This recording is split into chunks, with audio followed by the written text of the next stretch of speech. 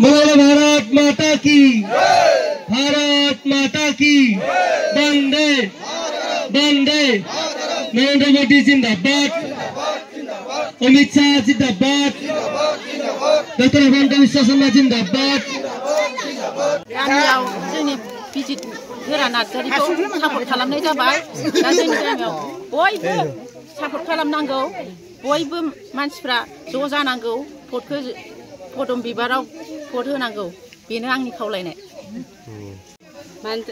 जों गोदोनिफ्रायनो माबानो मोजां मोनो, बिजेपिआ जोंनो बुहुत हेफाजाब होदों, बुहुत खामानि होदों, बिनि थाखायनो जों बिजेपिआव हाबनाय जाबाय। अरुणोदय मोनदों ना मोनाखै? अरुणोदयखौथ' दा मोनथ'वाखै, उनाव मोनगोन होननानै आसा दङ जोंहा। पिएम किसान मोनो ना मोना? पिएम किसानखौ मोनगासिनो दं, माबा जाबाय 20 किस्ति जाबाय पिएम किसान मोननाया।